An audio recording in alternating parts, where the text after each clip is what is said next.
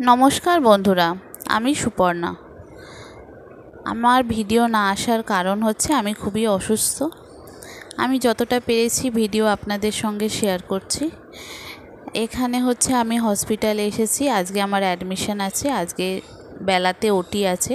তো সকালবেলায় 8টার মধ্যে আমি নার্সিংহোমে চলে এসেছি। এটা কলকাতার একটা বড় নার্সিংহোম। তো এখানে আমাকে বসিয়ে রেখে আমার হাজব্যান্ড আর আমার দাদা ওখানে পেপার ওয়ার্ক করছে রিসেপশানে। ডক্টররাও এসে গেছেন আর যে অফিসের হসপিটালের যে কর্মীরা আছে তারাও এসে গেছেন। যেহেতু এটা মেডিকেল ইন্স্যুরেন্সের ব্যাপার আছে, তো সেজন্য পেপার ওয়ার্কগুলো আগে না করে আমাকে ওটিতে নিয়ে যাবে না। তো এখানেই একটু টাইম লাগছে। আজকে প্রায় 10টা-11টার মধ্যে ওটি, আর আমি সকাল 8টার মধ্যে এখানে হসপিটালে চলে এসেছি। পেপারগুলো হয়ে গেলে আমাকে ওটিতে নিয়ে যাবে। এখানে দাদাও ব্যস্ত আর আমার হাজব্যান্ড রান্টুও ব্যস্ত। সমস্ত ডকুমেন্টগুলো ওদেরকে মেল করে পাঠিয়ে দেওয়া হচ্ছে। এবার এখান থেকে আমি মাঝখানে 1টা থেকে 1.5টা দিন আমি কোনো কিছু ভিডিও তুলতে পারিনি, কেন আমি অসুস্থ ছিলাম। তার পরের দিনের যেখানে মোবাইলটা পেয়েছিলাম, তো সেখানেই আমি ভিডিওটা তুলতে পেরেছি। আমাকে বিকালে চা দেওয়া হয়েছিল, আর দেওয়া হয়েছিল বিকালে টিফিনে স্যান্ডউইচ আর হরলিক্স। সেটা দিয়ে বিকালে টিফিন করেছিলাম। আর সকালে আমাকে ভাত দেওয়া হয়েছিল, আর ভাত, মাছের ঝোল আর আলু সিদ্ধ আর ডাল দেওয়া হয়েছিল। এটা হচ্ছে একটা জেনারেল কেবিন, কেননা আমি পার্সোনাল কেবিন নিইনি নিজের কারণেই। পার্সোনাল কেবিনে একদিকে থাকতে গেলে ভালোই লাগে যখন ভিজিটিং আওয়ার্স হয়, নিজেদের লোকজন আসে, কিন্তু ভিজিটিং আওয়ার্স পেরিয়ে যাওয়ার পর সারাটা দিন কারোর সঙ্গে যদি কথা বলতে কথা না বলা যায়, এতটাই যে বোরিং লাগে কি বলবো আপনাদের, সেটা আমার মেয়ে হওয়ার সময় বুঝেছিলাম। তো সেজন্য এবারে আমি বলেছিলাম আমি জেনারেল থাকবো, যাতে অ্যাটলিস্ট সব মানুষের সঙ্গে আমি দেখা করতে পারি, কথা বলতে পারি। তো এটা করতে করতেই দেখুন রাতের খাবার চলে এসেছে। একটা পটলের তরকারি দিয়েছিল, মাছের ঝোল, ডাল আর দিয়েছিল আলু সিদ্ধ, আর ভাত দিয়েছিল। আগের দিনকে গলা ভাত দিয়েছিল, তো মোবাইল না থাকার কারণে আমি ভিডিও তুলতে পারিনি। আজকে আমার কাছে মোবাইলটা আছে, তো সেই কারণে আপনাদেরকে ভিডিওটা শেয়ার করলাম। এখানে যে আয়ার মাসিগুলো আছে তারাই খাবারগুলো খুলে আমাকে সার্ভ করে দিচ্ছে। তো অনেক দিন না খাওয়ার কারণে এই খাবারগুলোই যে এত অমৃত লাগছিল কি বলবো আপনাদের, মনে হচ্ছে যেন কতদিন আমি এই খাবার খাইনি। তো যাই হোক, খেতে তো আমি পারিনি কিছুটা, 2 চামচ মোটামুটি ভাত আর একটু মাছ খেয়ে আজকে রাতের খাবারটা এখানেই শেষ করেছিলাম। পরের দিন সকালবেলা 6টা থেকে ওঠা, 6টা থেকে উঠে মাসিরা ড্রেস চেঞ্জ করে দেওয়া, গা স্পঞ্জ করে দেওয়া, সমস্ত কিছু করে দেওয়া। 7টার মধ্যে চা চলে আসে। চাটা খাওয়া দাওয়ার পর তারপরে চলে আসে 8টা সাড়ে 8টার মধ্যে টিফিনে হরলিক্স, স্যান্ডউইচ, ডিম, যে যেটা খেতে চায়, তবে যেরকম রুগী তার সেরকম খাবার। সবার যে একই খাবার তা কিন্তু নয়। তো যেহেতু আমাদের stone operation, gall bladder stone, তো সেজন্য আমাদের খাবারগুলো এই ঝোল, ডাল, আলু সিদ্ধ এরকমের উপর দিয়ে যাচ্ছে। কিন্তু আমার অপোজিট বেডে যারা আছেন মাসিমারা, তাদের সমস্ত কিছু হাঁটু রিপ্লেসমেন্ট, তো ওদের খাবারের তালিকা আবার একটু আলাদা। তো যখন ভিজিটিং আওয়ার্স চলে যায় তখন কিন্তু আমরা এই মাসিমাদের সঙ্গে, পাশের বেডের সঙ্গে, সবার সঙ্গেই গল্প করে 2টো দিন কেটেছে। আর যেহেতু আমার প্রচণ্ড কাশি হচ্ছিল, প্রচণ্ড শরীর খারাপ ছিল, তো এই ভেপারের ব্যবস্থা করে দিয়েছিলেন। রাত্রিবেলা এই ভেপারটা নিয়ে যদি শুই না, প্রচণ্ড উপকার হচ্ছিল, কাশিটাও কমে যাচ্ছিল। এরকম করেই একটা দিন গেছে, আর একটা দিন আমি অজ্ঞান ছিলাম, তো সেটা দিয়ে চলে গেছে। পরের দিন সকালবেলা দেখুন 7টার মধ্যে চা এসে হাজির। চা খাওয়ার পর 8:30টার মধ্যে চলে আসে টিফিন খাওয়ার পর দুপুরবেলা 12টার মধ্যে চলে আসে খাবার।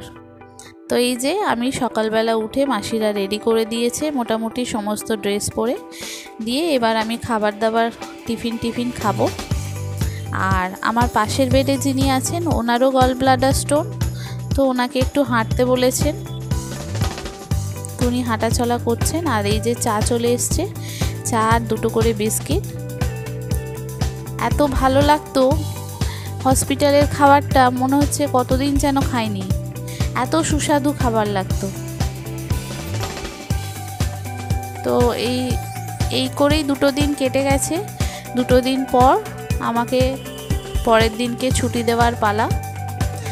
সকালবেলা আমাকে এরকমই চা বিস্কিট আর একটু বেলাতে একটা ডাবের জল দিয়েছিল। আর হ্যাঁ, এখানে ডাবের জল মোটামুটি মাস্ট, সবাইকেই দিতে পারে। আমাকে লিমকা একদিন দিয়েছিল, বাদবাকি দিন ডাবের জল দিয়েছিল। তো এই সব খেয়েই মোটামুটি 2টো দিন নার্সিংহোমে আমার ভালোই কাটলো। শরীর অসুস্থ প্রচণ্ড, মনটা ভালো নেই, মেয়েকে 2 দিন ধরে দেখতে পাইনি। মেয়ে বাড়িতেই ছিল তার ঠাকুমা দিদার কাছে। এবার সকালে ব্রেকফাস্ট চলে এসেছে। ব্রেকফাস্টে সেদ্ধ ডিম আর হরলিক্স আর দিয়েছে একটু বাটার স্যান্ডউইচ। এই হচ্ছে সকালের ব্রেকফাস্টটা খাওয়া দাওয়ার পর তারপরে আমি বাড়ি ফিরবো আজকে। তো সেটার জন্যই রেডি হচ্ছি, মোটামুটি রেডি। আর এখানে এই যে মিষ্টির প্যাকেট নিয়ে এসেছি আমি, 2টো মিষ্টির প্যাকেট আছে হলদিরামের সোনপাপড়ি। একটা হচ্ছে নার্স দিদিদের জন্য আর একটা হচ্ছে যে মাসি আয়া মাসিগুলো আছে তাদের জন্য। ওনারা এত হেল্প করেছেন, এত আমার প্রবলেমে সলভ করেছেন, এটা ওনাদের ডিউটি, কিছুই করার নেই। তবুও যতদূর পাওয়া মানে আমার মনে হয়েছে যে ওদেরকে একটু মিষ্টি খাওয়ানো দরকার। কেননা ওনাদেরকে যতই যাই হোক, আমি ওনারা যে আমার সাহায্য করেছেন, হেল্প করেছেন, সেটা আমি কোনো দিনই এমনিতে শোধ করতে পারবো না, যতটা হেল্প করেছেন, যা সমস্যা হয়েছিল। তো নার্স যে দিদি আছেন তিনি আমার দাদাকে আর হাজব্যান্ডকে বুঝিয়ে দিচ্ছেন যে কি ওষুধ কখন কি দিতে হবে না দিতে হবে। আর এখানে আমাদের যেহেতু এখানে ওয়ার্ডটা 5th ফ্লোরে, তো 5th ফ্লোর থেকে এখানে আমার চলে এসছে হুইল চেয়ার, সেখানে করে লিফটে করে একদম নিচে চলে যাব। নিচে আমার জন্য গাড়ি পাঠিয়ে দিয়েছে। যা ভাসুর আর আমার ভাই মানে ভাসুরজি, ওরা কলকাতাতে নেই, কোনো একটা কারণেই কলকাতাতে নেই।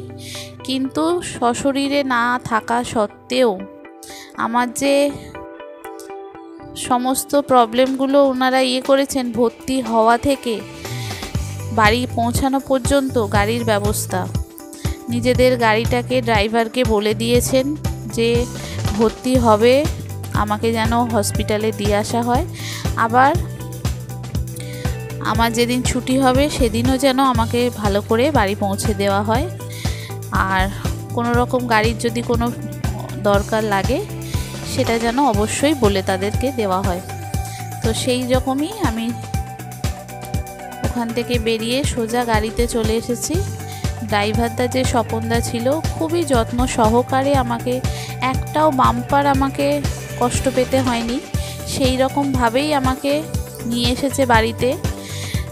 সশরীরে না থাকলেও যে মানুষের উপকার এত সুন্দরভাবে করা যায়, সেটা আমার যা ভাসুরকে না দেখলে আপনি বুঝতে পারবেন না। কলকাতাতে না থাকা সত্ত্বেও আমি তাদের কোনো রকম অভাব অনুভব করিনি। তো এই বাড়ি ফেরার পালা। এখান থেকে সোজা গেট থেকে বেরিয়ে যাব, বেরিয়ে গিয়ে বাড়ি। আমার ভিডিও না দেওয়ার কারণ হচ্ছে এটাই, আমি প্রচণ্ড অসুস্থ, এখনও পর্যন্ত অসুস্থ। টানা ডাক্তার 1 মাস রেস্ট নিতে বলেছে, যার জন্য আপনাদের কাছে আমার ভিডিও আসছে না। আমি সুস্থ হয়ে গেলে আবার রেগুলার যেমন আপনাদের কাছে আমার ভিডিও আসে, রান্নার ভিডিও বলুন বা ব্লগ বলুন, যাই বলুন, যেরকম আসে আবার আসবে। আমাকে একটু সুস্থ হয়ে নিতে দিন, তারপরে আপনাদের কাছে রেগুলার আমার ভিডিও আসবে। কেমন হলো আজকের ব্লগটা আপনারা অবশ্যই জানাবেন। এটা ব্লগ বলুন বা ভিডিও বলুন, যাই বলুন, আমি এটা একটু টাইম লেগেছে এডিট করতে, এখনও কিছুদিন টাইম যাবে আমার ভিডিও আসতে। অবশ্যই আমার পাশে থাকবেন, সবাই ভালো থাকবেন, সুস্থ থাকবেন, সাবধানে থাকবেন, আর আমাকে অবশ্যই সাপোর্ট করবেন। যদি কোনো ভুল কিছু বলে থাকি ক্ষমা করে দেবেন। আর ভিডিও আসতে একটু দেরি হবে আপনাদের কাছে, আমি খুবই অসুস্থ, একটু সুস্থ হয়ে নিই তারপরে ভিডিও আপনাদের কাছে আসবে। যেমন আমার রান্নার ভিডিও আপনারা পেতেন বা যেরকম ব্লগ পেতেন সেরকমই পাবেন। আমাকে জাস্ট একটু সুস্থ হয়ে নিতে দিন। সবাই ভালো থাকবেন, সুস্থ থাকবেন, সাবধানে থাকবেন, পাশে থাকবেন। থ্যাংক ইউ বন্ধুরা।